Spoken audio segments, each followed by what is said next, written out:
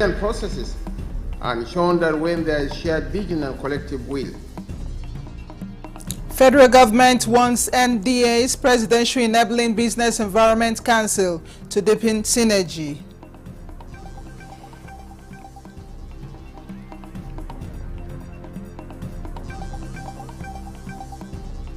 NMPCL GCEO Ojulare reaffirms commitment to forging proactive partnerships with key stakeholders, seeks strategic collaboration to deliver presidential mandate.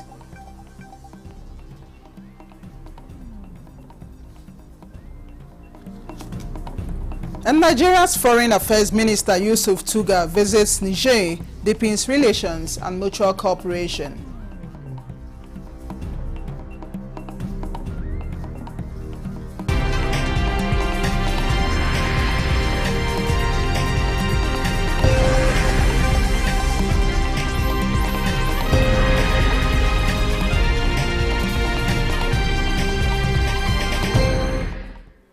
Hello and welcome to the late evening news at 11 on NTA News 24. We are reaching you live from Abuja. I am Chinenye Nwoye. The federal government has set up a committee on national census with Minister of Budget and Economic Planning Atiku Bagudu as the chairman. Chief of Staff to the President Femi Gbajabiamila inaugurated the committee on behalf of President Tinubu. State House correspondent Musbal Danwahab reports. More than, and about 220 million have been the common safe way to put the national population in the absence of new reliable figures. That is the current escape route since the figure of the last headcount conducted in 2006 has outgrown its relevance. Yet, social and economic planning requires accurate statistics to steer general development. There is no area of the Nigerian national development that can actually be propelled without having accurate data as to how many we are, where we are, and peculiar and different circumstances. An attempt to conduct a new census was overtaken by a more pressing exigency to conduct the due general election in 2023. But then, the present administration has demonstrated commitment to this cause, with President Bola Tinubu meeting with the management of the National Population Commission on 2 occasions since 2023. Here is the latest statement. On behalf of the President, I inaugurate this all-important committee. And now, the administration does not only want the headcounts, but also with value addition. We will have to look, amongst other things, into domestic and even international resourcing. This is one of the tasks before this committee. It has to be technologically driven. The President is particularly keen to make sure that technology is deployed for this exercise with biometric and digital enumeration.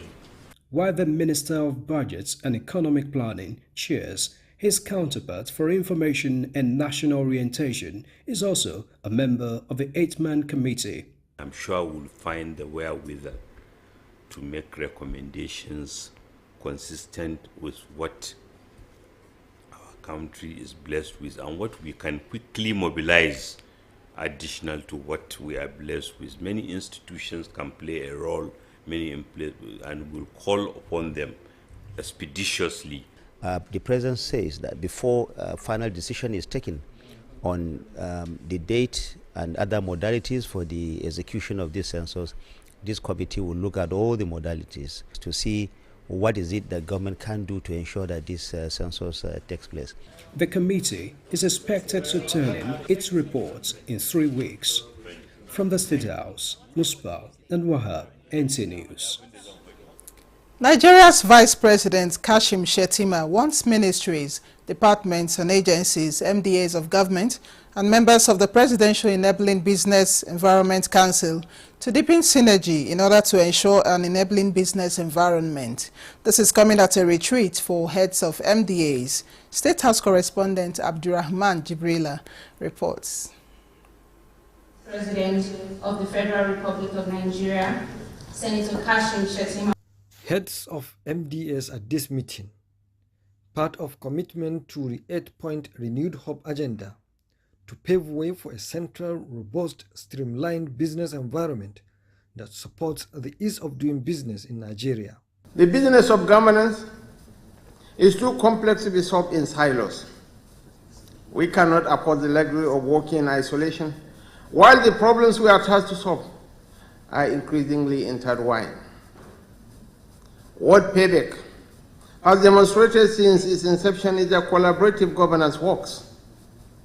It has brought together MDS with overlapping mandates and divergent processes, and shown that when there is shared vision and collective will, we can simplify procedures, harmonize timelines, and build trust in our institutions. And with this meeting, a strategic dialogue mechanism will be followed towards supporting Nigeria's economic and social future, which depends on the stewards of public institutions. Collectively, we've come together again to reaffirm our commitments to creating an enabling business environment and improving Nigeria's business climate. Part of the first problems that were reported to me by the investors in the free trade zones was conflict and duplication by the government agencies within the zones. I can assure you, through the work of Payback in the last 18 months, a lot of that has been resolved. NIS we're poised and we're committed to making sure that Nigeria is not only, the atmosphere there for business is very, very friendly, and it's also efficient and effective, not just for foreigners but also for the locals as well. The stakeholders agreed to prioritize joint planning, data sharing, and common key performance indicators where their work intersects for economic resurgence. In Abuja, Abraham Jibrila, NTA News. There might be a turnaround of events between Nigeria and Niger following recent developments in the ECOWAS community following a one-day diplomatic engagement with Nigerian authorities. Nigeria's Minister of Foreign Affairs, Yusuf Tuga, could change the narratives that signals a clear intent to gain mutual cooperation with Niger. Garaba Natala reports. Minister of Foreign Affairs Yusuf Tuga led a high-level delegation to the Republic of Niger, including Nigeria's permanent representative to ECOWAS, Ambassador Musa Nuhu, Foreign Affairs Permanent Secretary Umar Dunama, as well as Ambassador to Niger. Though details are a bit sketchy, but journalists came to know that the foreign minister is expected to convey President Tinubu's special message to the military-led president of Niger, General Abdurrahman Chiani, possibly on how to reconnect with ECOWAS. But then, he is also expected to have bilateral talks with the Nigerian authorities to focus further on deepening relations between the two countries.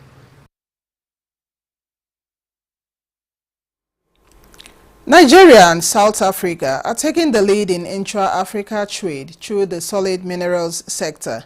The ministers of solid minerals development from both countries met in Abuja and discussed on areas of partnership. Mia Ogedi reports. Proud sons of Africa, bonded more by solid mineral resources, Nigeria and South Africa.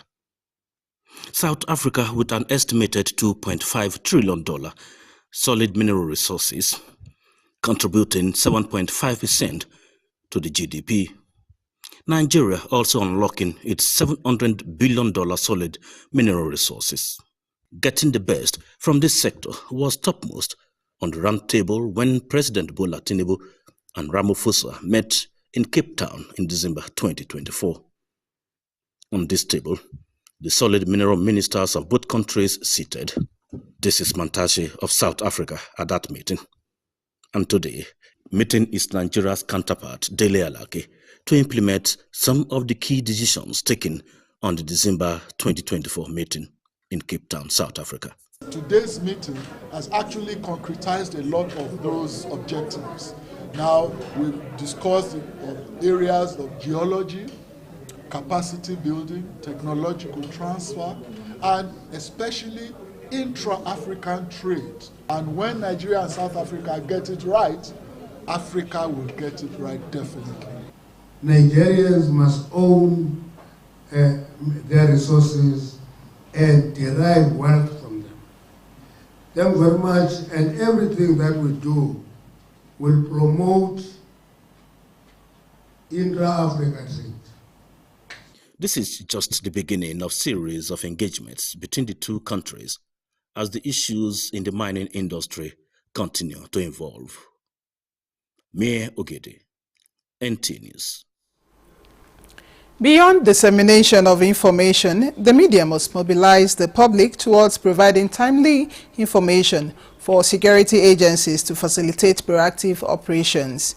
Defense correspondent Ismail Musa reports that the Minister of Information and National Orientation, Mohammed Idris, stated this in a message at a media stakeholder seminar organized by the Directorate of Defense Media Operations in Abuja.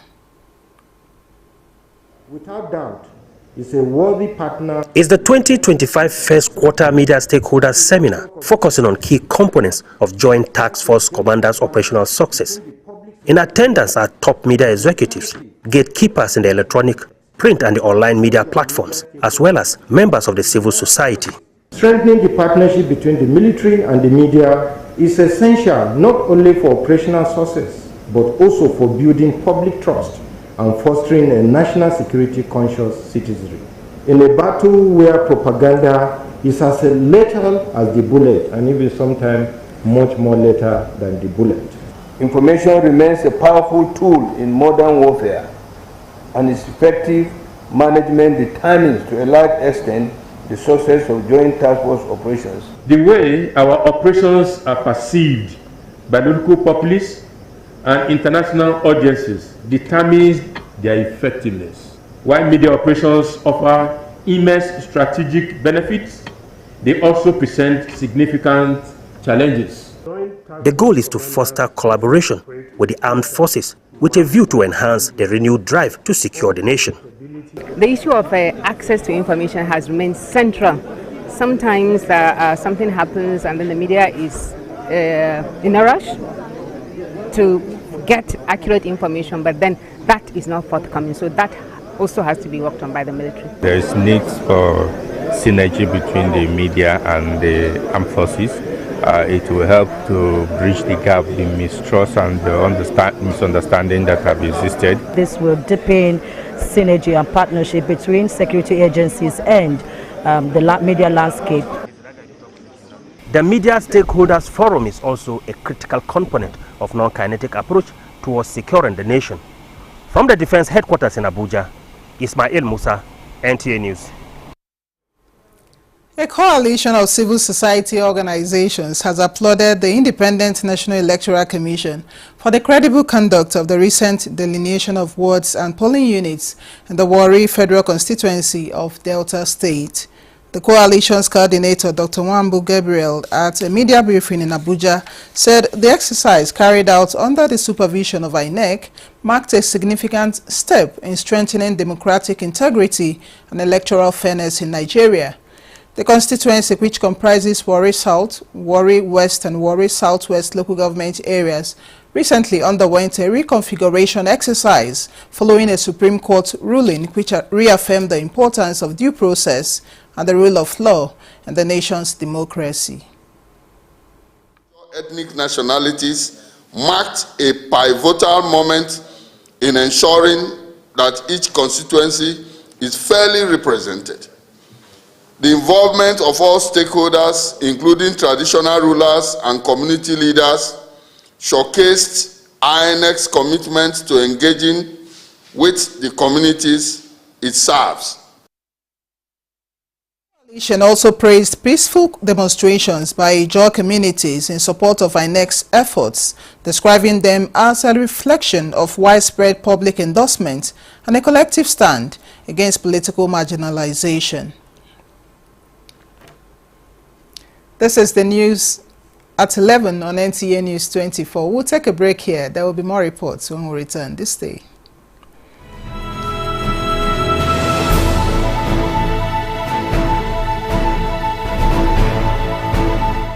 From the creeks of the Niger Delta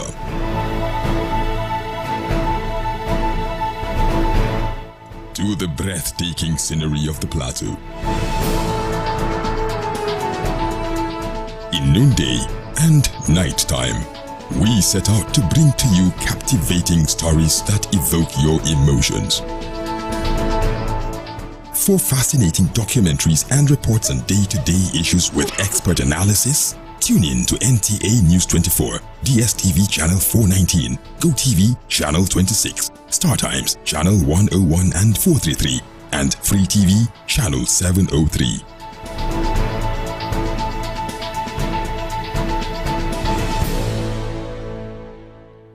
Many thanks for staying on. The Group Chief Executive Officer of the Nigerian National Petroleum Company Limited, NNPC Limited, Bashiri Bayo Ojulari, has reaffirmed commitment to forging proactive partnerships with key stakeholders to successfully deliver on the strategic mandate entrusted to him and his team by President Bola Ahmed Tinubu. Ojulari made the pledge at a courtesy call on the Minister of Petroleum Resources, Oil, Senator Henekin Lopobiri in Abuja. A statement from Olufemi Shoneye, Chief Corporate Communications Officer, NNPC Limited, says the visit underscores a shared vision of progress and performance for Nigeria's oil and gas industry.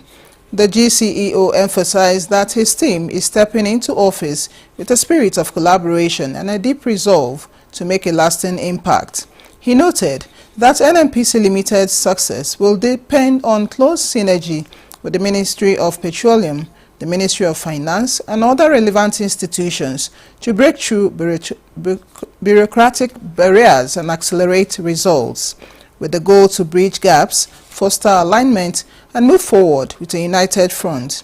On his part, Minister of State Petroleum Resources, Oil, Senator Lopobiri, expressed strong confidence in the new leadership of NNPC Limited, noting that despite knowing many members of the management team personally, he also received outstanding reports about their professional capabilities, stressing that this is the strongest leadership team NNPC Limited has ever assembled, urging the GCEO and his team to translate their reputation into measurable results, especially in increasing crude oil production and ensuring the sector delivers optimal value to the Nigerian people, assuring them of his unwavering support. The High Court, Lagos State, has declared the removal of Mudashiru Obasa as Speaker of the Lagos State House of Assembly unconstitutional and invalid. The presiding judge, Justice Yetunde Pinheiro, gave the order while delivering verdict in a suit instituted by Obasa challenging his removal as Speaker. The court nullified the Assembly's proceedings and resolutions on January 13, 2025, the day Obasa was allegedly removed from office. Obasa challenged his removal in a lawsuit filed on February 12, 2025, naming the Assembly and newly installed Speaker, Mojisola Miranda, as defendants. Obasa argued that his ouster took place while the Assembly was on recess and he was out of the country, making the session improper and unauthorized. He based his suit on 9 legal grounds, citing breaches of the 1999 Constitution and the standing orders of the Assembly. With the court's decision, Obasa is officially reinstated and all actions taken during the disputed session are now void.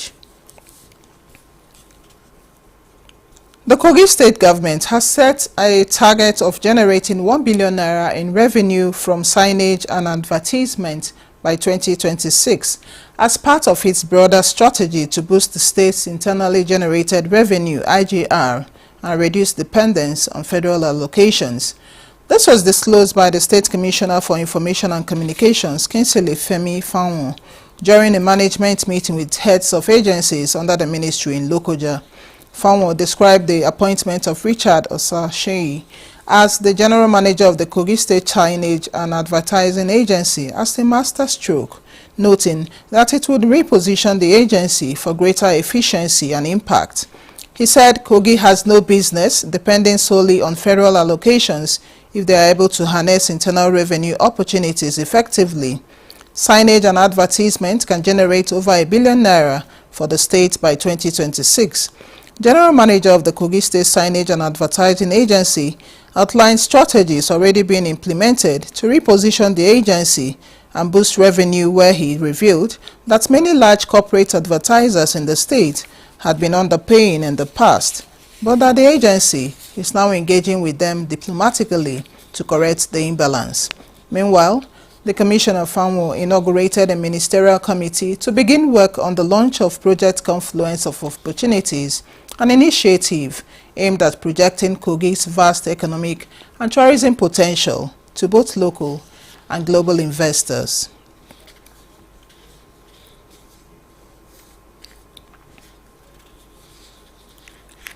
The Nigeria Sovereign Investment Authority, NSIA, says it is well positioned to deal with the recent economic uncertainties caused by President Trump's tariff, as it records a remarkable performance for the 2024 financial year.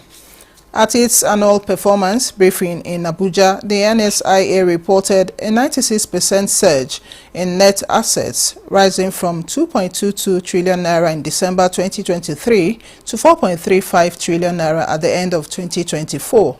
The growth, according to the authority, was driven by a well-diversified investment portfolio, robust risk management, and strategic financial positioning. The authority also maintained profitability for the 12th consecutive year, recording cumulative retained earnings of 3.74 trillion naira. To well over 4 trillion.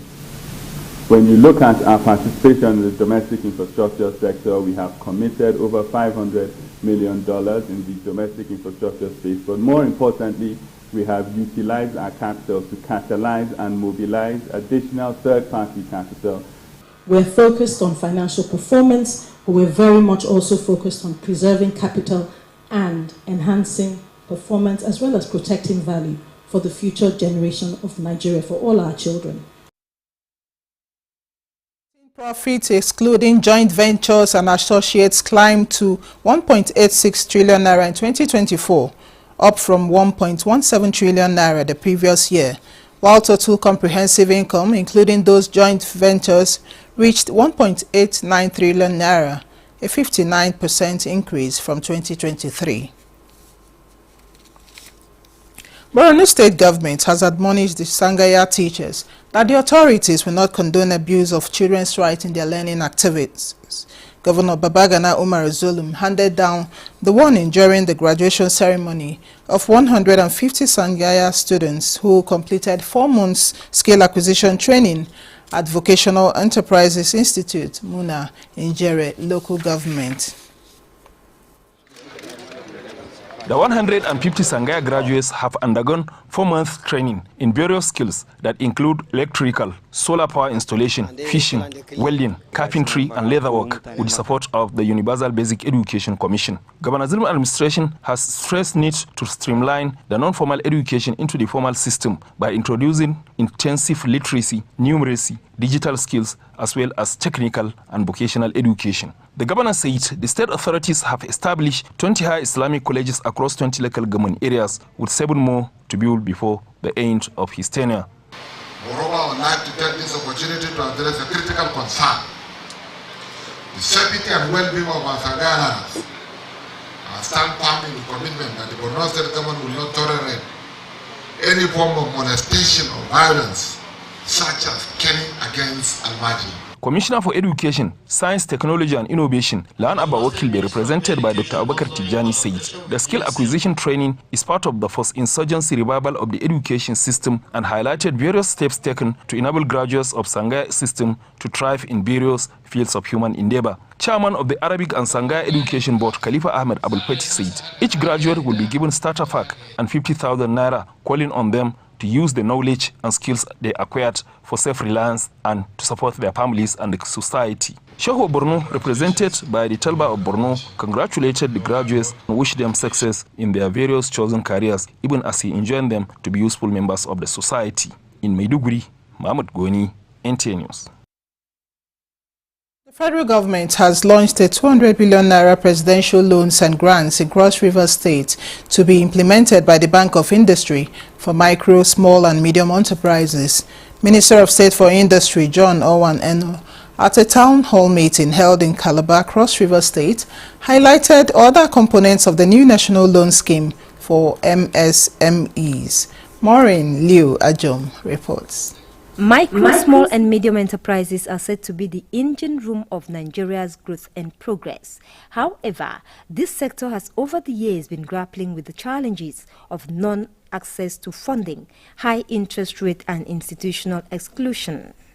Minister of State for Industry John Owan Eno says President Tinubu's administration has captured these challenges in various ways with a view to changing the narrative while also strengthening the Bank of Industry to drive the cause. The minister therefore charged the citizenry to take responsibility and mobilize themselves to access the funds. For the government of President Bola Ahmed Tinubu, government is now determined to change this narration for the better.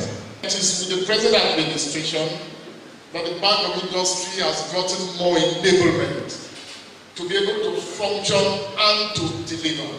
Special Advisor to the President on Job Creation and Micro, Small and Medium Enterprises, Temitola Adekunle, reiterated the availability of funds made by the President to make the country attain its full economic prosperity. The 200 billion intervention is not just about figures. It is about lives. It is about a woman in a rural community like a Kori who wants to expand her small trading business. The representative of the Cross River State Governor, the Commissioner for Wealth Creation, stated this Cross River State government preparedness to access these funds in partnership with the Bank of Industry. In Calabar, Maureen Liu Ajom, NTN News. And that concludes the late evening news at 11 on NTN News 24. Many thanks for watching. I am Chinenye Ngoye.